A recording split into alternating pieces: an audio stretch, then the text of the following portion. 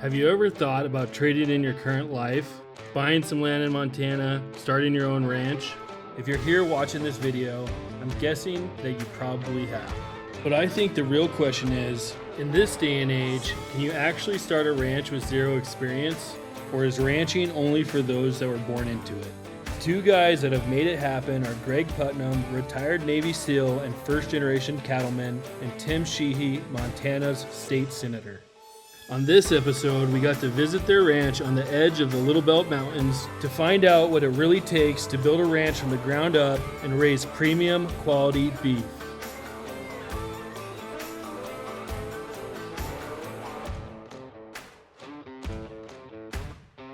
Do you want me to say like morning or anything, or just go for it, what we're doing? All right, cool. All right, we got our Little Belt crew out here today. We're gonna go gather a bunch of yearling steers that have been on grass since May, that basically get rotated every 30 days. So we're gonna go gather those, trail them up, and move them into this next pasture here. So I'm getting too fat for these. Too much beer.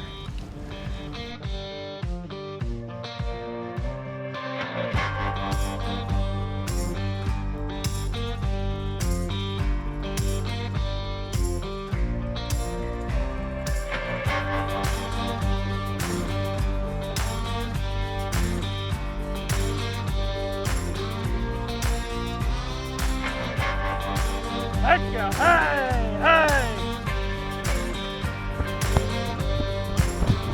Hey, hey, hey. Shh. Nope, other way. Come on, guys. Shh. Let's go. Shh.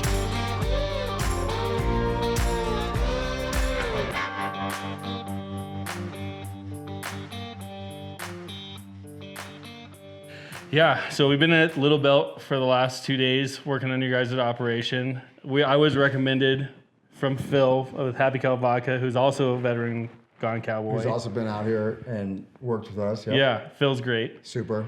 And now you're veteran Gone Cowboy. When did that, so at what point did you realize this is what you wanted to do after the military? Sure. Honestly, my path to getting here and sitting with you was not planned to any capacity. When I got out of the military, like a lot of people, I had served for 10 years in the SEAL teams, made a decision to get out, move back to Montana. I knew where we wanted to be, but I wasn't 100% sure of what I was going to do. And came back here, was working in the military defense space, but also kind of going through that transition process of not really truly feeling like I didn't know exactly what that next thing was going to be. I'd spent so much time and effort focusing on wanting to be a SEAL, going through that selection process and then getting to do that job, which I was so fortunate to even be able to get to do. When I got out, I had spent so much time and effort thinking about just that. I didn't really have a great plan. Yeah, it was now what? Yeah, it totally is, right? And they do a great job of preparing you, but then you're out and I don't know. It feels like all your friends are gone.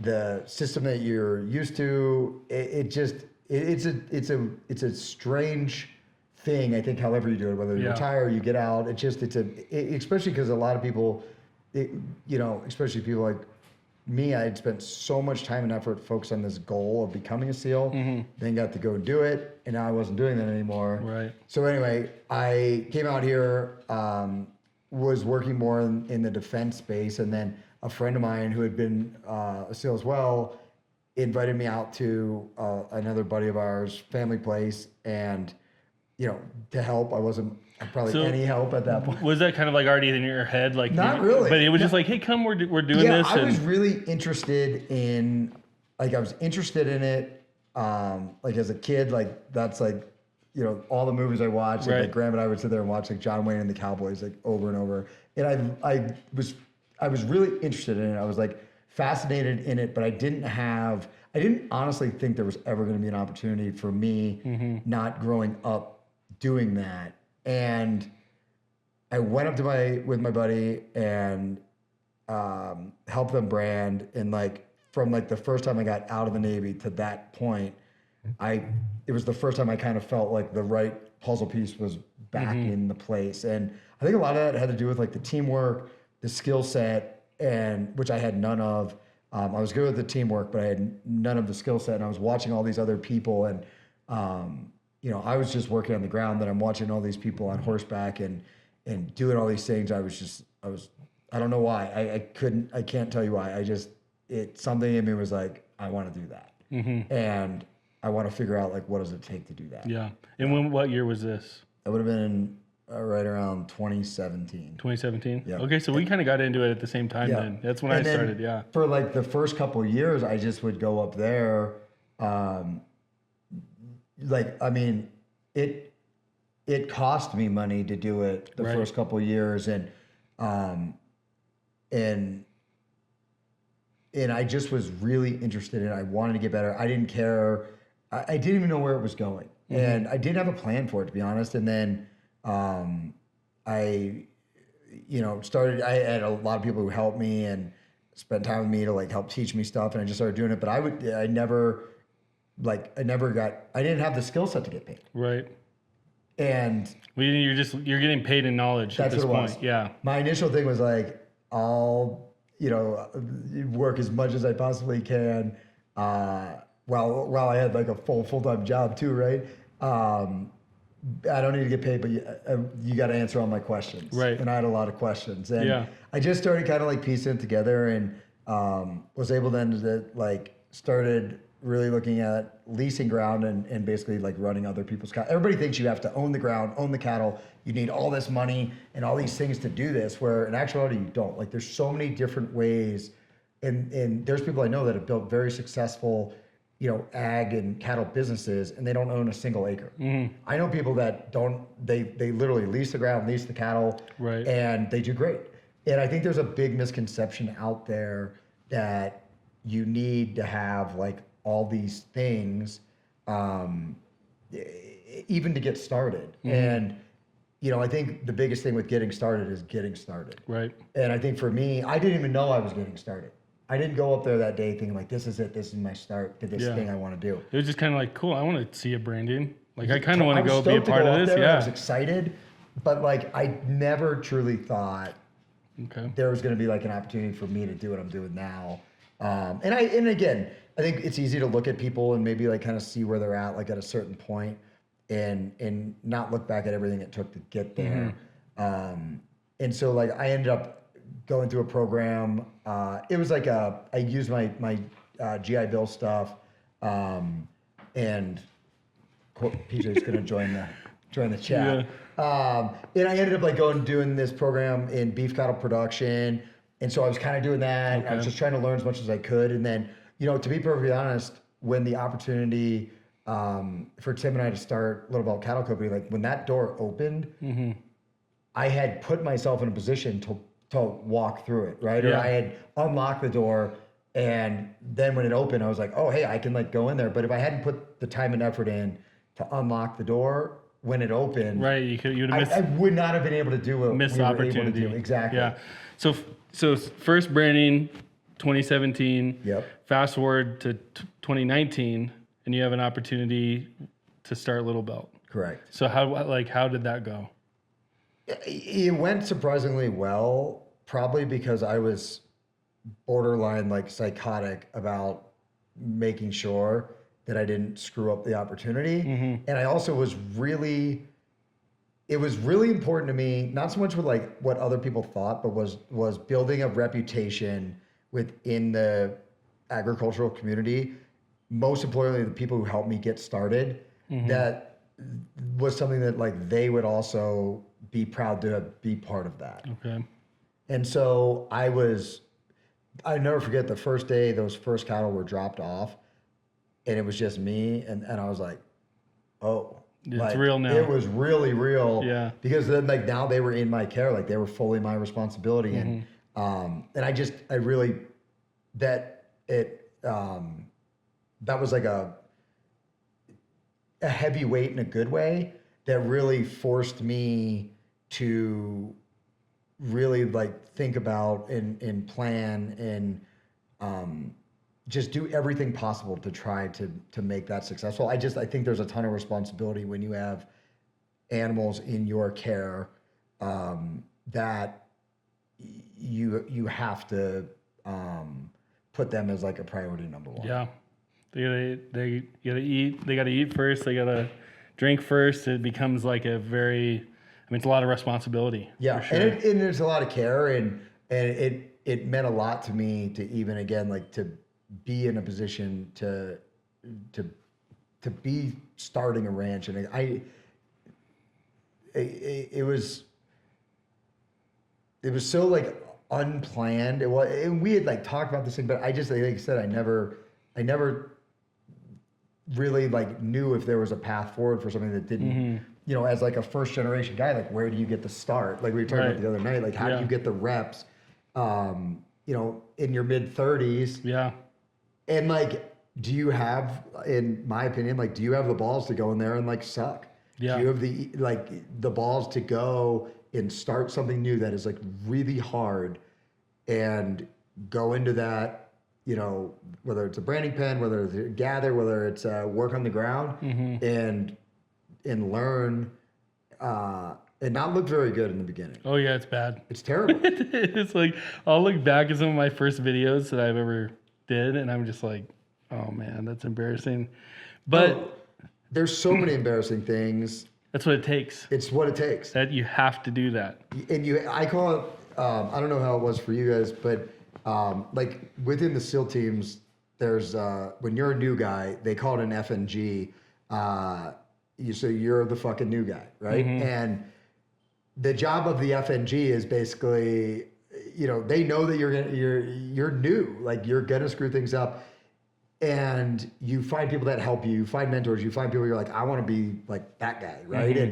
And you get better and better, and you figure it out. But like I think the mindset of the FNG is critical in whatever you're gonna do, because if you come into something like without the ego, without knowing what it is, without feeling like you have to interject your opinion that like you probably haven't even developed yet because you haven't been doing it long enough, and you actually absorb what people will give you, that mindset is really powerful. And like that was kind of what I took, into this. And when we started to put this whole thing together, it was interesting. But I mean, this wasn't just some magic concept that we came up with we went to all these different places. I was able to visit with all these different places, people, and then start to like take the things that I liked from this place and that place, and then start to put in. One thing that was really cool as a first generation ranch is like, we didn't have this long-standing history of how we did everything. So we were able to make changes. We were able to like course correct for us. We were able to say like, oh, this doesn't work, without offending multiple generations of people. Like where it's like, well, great grandfather did it this way, and this is the way it's always going to be done. This is how we've always done it, right? And that's a great, believe me, I wish on a number of occasions that I had a playbook of like, this is how we did it here. This is how this land works best. This is how the cattle move well through here. Yeah. We didn't have any of that. It was like the other day, we just had the cows turn back, and we had to adjust fire and do it a different way. Yeah, you just shift, and the thing is, that was a brand new gate. It was the first time we tried it. We're coming up with new things. Steer's never been in that pasture before. Yep. Never been through that gate. We'd never taken one animal through that gate. Yeah, and then we haven't worked together before. No. There's a lot of variables in that. And what I love about it is, like, for us, like, we're not afraid to, like, if somebody on our team's like, oh, I think it'd be a good idea to try this, right? And it's like, yeah, let's give it a go. Let's see what happens, right? And I don't think you can write those off either as failures. It's just like, hey, what could we have done better next time? How could we have done this, right? And I think that very much is a military mindset, number one, of like, this is the best plan we think we know right now. This is the variables we're anticipating. You know that things are going to happen that you don't anticipate. And a guy taught me this I learned this watching him do it for real. But like, when you start to feel kind of the like operational tide, the operational flow, changing good or bad, like if it's changing good, you better capitalize on that. If it's changing bad, you better recognize and change. Yeah. And I think that is something that has been like there's always these like dichotomies in these things, right? Like, yeah, it'd be great to have the playbook, but then you have the playbook and you probably don't learn it as well if you didn't come up with it, right? And we've tried so many different things here that just didn't work perfectly, right? And then we tried them again and we got them better. And then, like, before we put any pipe in the ground in our corral system, we tried that in 3 different places with portable stuff. Before we had that, we were working out of 2 sets of panels and a portable tub. Right. it just, number one, it goes to show you can get it done with a lot less than you think you might need. There's people, I mean, there's some of the biggest cattle producers in this state that operate with a couple of racks of panels and some portable tubs and a scale. And they go to all, and I mean, I'm talking major players. And the last operation I was at, we just did we had a portable wheel corral. Yep. And we just, anyway, I mean, there's like flow to the land, but we figured it out and set the corral up. But it's a pain in the ass. That's kind of how I learned and how I was taught. And like, that is how a lot of people like grew up doing it. And what I was so fortunate for though, was I'm not scared now to do something in a place that we don't have a lot of operational infrastructure. And if we had to shift cattle to a certain place and there was none, I know how to do that. And our team knows how to do that. And I think when you, like in the military, right, they call it like, in the SEAL teams, it's always like appreciation something, right? So it's like wetsuit appreciation. That was like, you got a terrible wetsuit to start with and it didn't even work and keep you warm.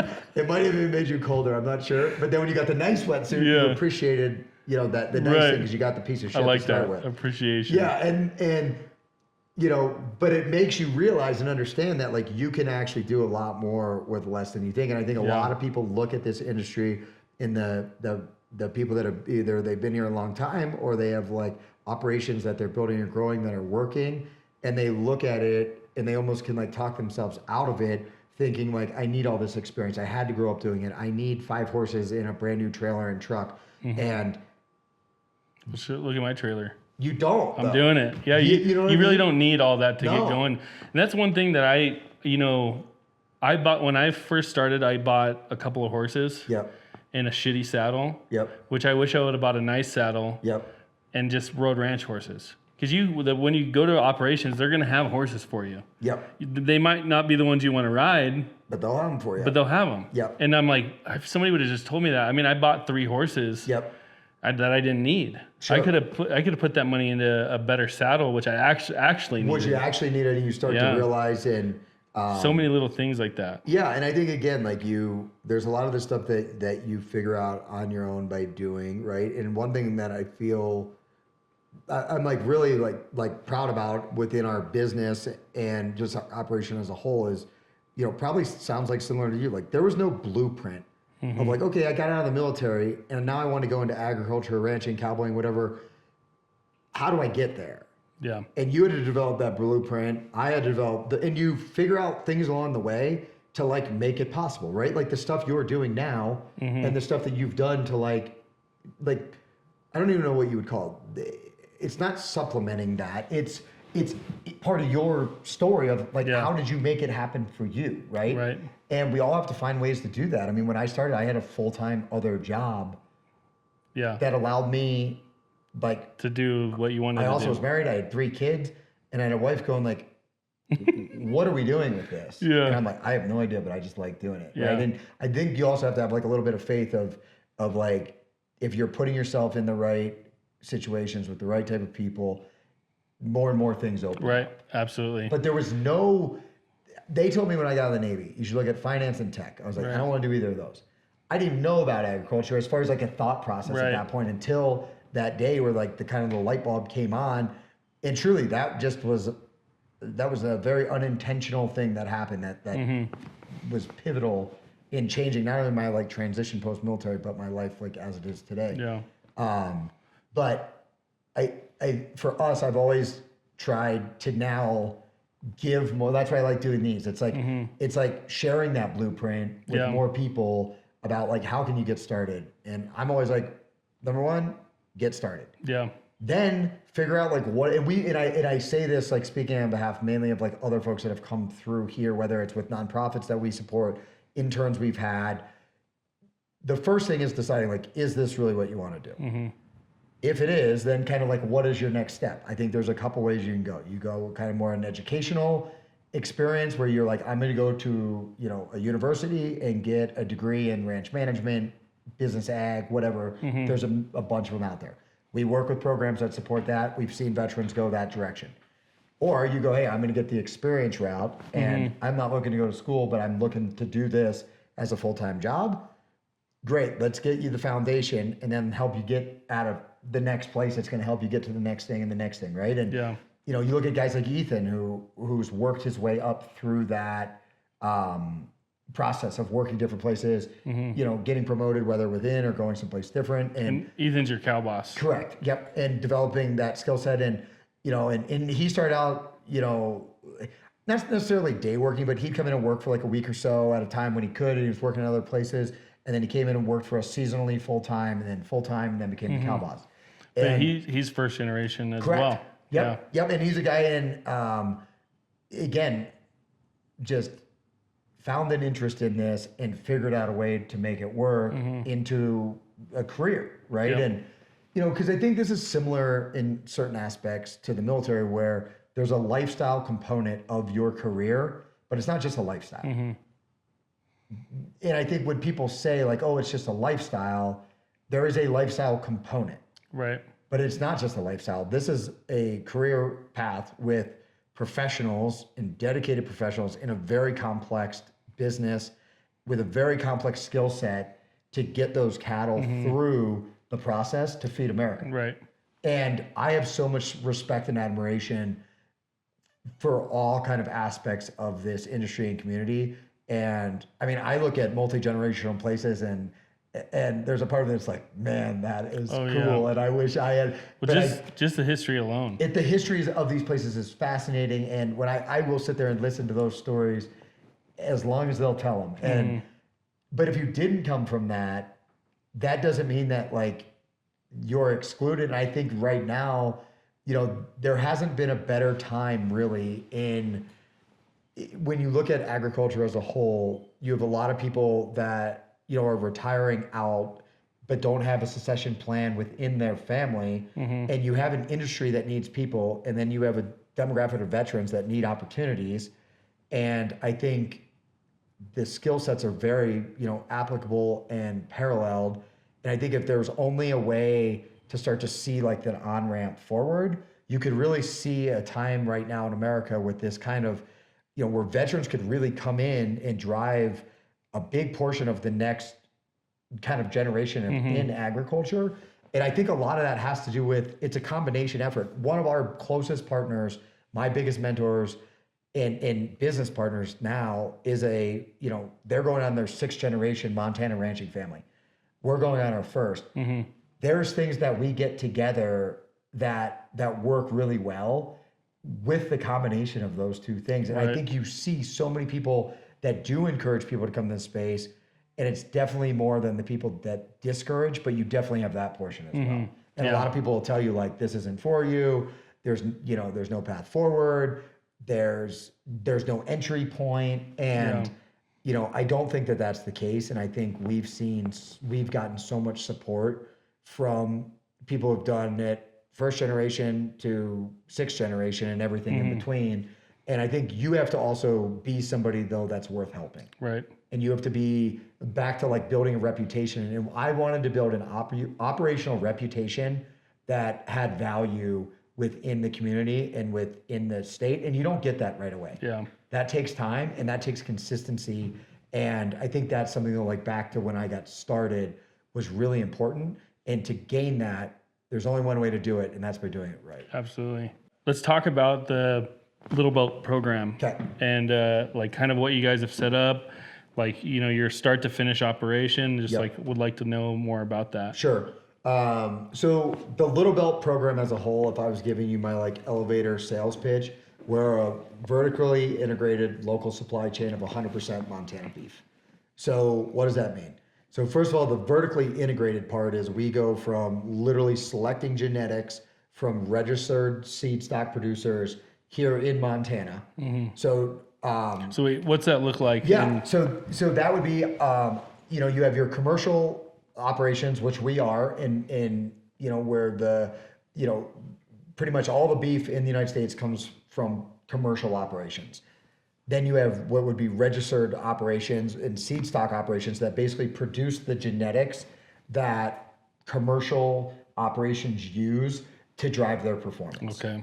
And probably the biggest difference is, or the way you like really think about it is your registered seed stock producers, you know, they know the female and the male that's coming together to make and they're driving the genetics and the performance that's being utilized on the commercial side to drive your performance in whatever you're trying to do. So if you're a cow-calf operation with a focus on, kind of more on the female performance, you're going to buy bulls and genetics that support that. And if you're, focused on the beef side of the house and the more like the rail performance, we would call it, you're going to buy bulls with a different performance.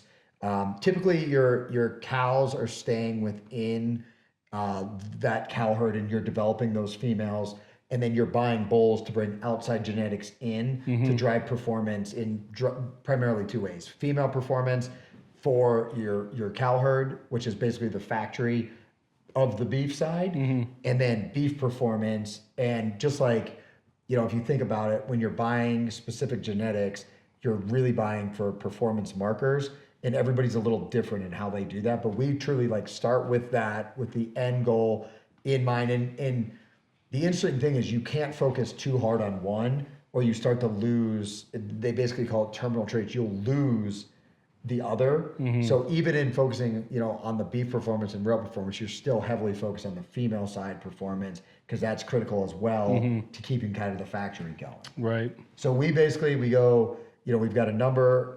Something I'm super proud of is, our program is utilizing other Montana programs. And that's, kind of how we started and built, because some of the best, we're a Black Angus producer, and some of the best Black Angus genetics in the country are right here in Montana. And, it's really cool to not only, really from those calves hitting the ground here, taking them all the way through, but also really starting with the foundation in the genetics we use also come from the state. Awesome. Well, and then let's talk a little bit too. You talked about doing rotational grazing. Yep. And it's, if you want to touch on that, talking about the how it's good, better for the pasture, better for the cow.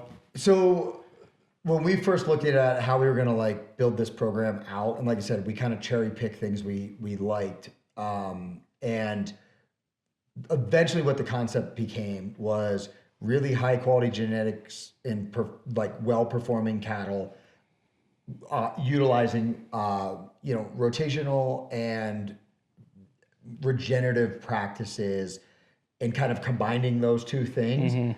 And what we've found is in doing that, we've got extremely good cattle performance, and our range performance has also kind of excelled together. And when we put these places together, they were all in various stages of grazing. We had some overgrazed stuff, we had undergrazed stuff, we had some okay grazed stuff. We really had to develop a plan to balance that out first. Yeah. And then we had to also match that to the cattle nutrition stuff we were talking about before. And so for our program, and back to the vertical integration, we have a cow herd here that produces calves every year. That would be our cow-calf operation. Those calves get weaned in the fall. We retain ownership of both the heifers and the steers, and they both kind of start their path at that point. So the steers really get driven into the beef side of the house, and the heifers into our heifer development and female development program. So we retain those cattle. Some of those cattle will come basically back to the ranch and go on grass, like the steers you saw yesterday, I guess it was. Some of those cattle then will get staggered back into the feed yard to get finished. And we have to strategically hit every month a certain number of cattle to process. So we process every single month. And that gives us 12-month supply and consistency within the beef delivery that we do. And we have to stretch, those cattle and manage those cattle in a way that, we're a USDA program, so everything is 30 months and below for the kill date on that. And so we basically have to stretch a certain number of cattle into a certain time period. And the way we do that is by sorting by size and then putting them on different feed at different times. That would be a whole conversation on its own. But if you think about it, so the rotational stuff that we're doing is moving. First of all, we pair the right number of cattle to the right size pasture for the right number of days. Right. And all of that, there's science behind that, and we have that down to a very specific thing based on the size of the pasture. then those cattle are rotated based on how many days they have in that. So they're always moving to fresh feed. Number one, they're also utilizing that pasture space, as effectively as we can. And those cattle then are moving through the ranch. We try to not put the same age class of cattle on the same pasture at the same time of year, year over year. So we try to rotate, if you think about it, if we went, north to south from the west, we would try to go north to south from the east the following year. If we can put yearlings on something we had pairs on the year before, it just mixes up the way that those pastures get utilized.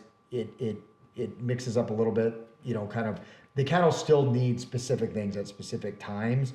So sometimes you're restricted. Right. There's times you got to go to certain places. But we really try to think a lot, and a lot of time and effort and planning goes into that in the winter. And the expectation of not only myself, but our whole crew is that we're going to stick to that rotational planning. Because we've had times, where just things have happened and we haven't, and we've seen typically negative outcomes from doing that. And so really, in my opinion, when you pair really good high quality cattle with really good high quality nutrition, there's only one thing you're going to get, and it's super high quality performance. Absolutely. Yeah. And when I saw that the other night with the tomahawk steaks. Yeah. And like the marbling, and you could just, the proof's in the pudding. I think the flavor, like when you start eating those, and for our stuff, we typically will kill a load at a time, and then we're turning that load over. In generally, it's about 28 days. We'll completely turn that over. So like the beef we ate the other day would have been from our last processing. So you're so close, and we have a whole post processing like procedure we follow that actually adds a little bit of kind of maturity onto that, more from a flavor profile. And so it's a combination of some, post-processing hang time, some wet age time. And it's almost become like weirdly like a little bit of like IP. For our program has like a very specific amount of days that we wet age. And then they very specifically, because we control all of that and the quality assurance all the way through. Right. That also comes down to kind of like the final moment. If you're not in the live cattle industry, as a customer of ours, it's beef on a plate. And we've worked with like some of our like top chefs. We have great restaurant partners that have helped us develop that. And I think the beef that we're producing from just on the plate perspective is something special, and it's something we're like super proud of. And when you start to think about the end of the day, like what you're doing as a cowboy here at the ranch, and how that impacts those cattle as they go through every step to like that, now that steak's on your plate. Right. It really makes you think about your how those cattle are treated. What is your protocols for, kind of your medical health? What is your protocols for nutrition? When you start to really think about how every one of those small things that happens to those cattle throughout that life cycle, the impact it carries, it really makes you think about your job as a cowboy, not only how important it is, but the quality and care that you're doing it. And we've seen, even with like low stress stock handling techniques and just like professionalism and just the craftsmanship that Tim was talking about. When everybody has that as their mindset, you see that performance continue through each step, and you see it on the plate performance. Yeah. Bringing up the restaurant partners, where can I go to get a little belt steak if I want to try one before I order one? So if you're not Montana, you can go online through our website, and we've got some great distribution partners that you go on, pick what you want. We don't do like curated boxes and clubs and stuff. You pick the steaks you want and ground beef, whatever it is, and we get it to you typically within 48 hours. We work with a bunch of really great restaurants here locally in Bozeman and Big Sky. You can look at our website. There's a list.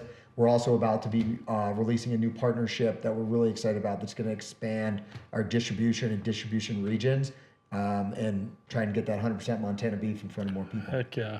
Well, appreciate you having us out to work with you and showing us the operation, man. Heck yeah. Thanks for coming out, and anytime, open invite, and keep doing the good work you're doing as well, because I think the more people that get exposure to this industry as a whole with a real look to it, and the more customers are educated on beef and processes and what they're getting and where it's coming from, it does, what you're doing has a huge impact for producers like myself and the industry as a whole. So keep it Absolutely. up. Well, I'm having a great time doing it. So Heck yeah.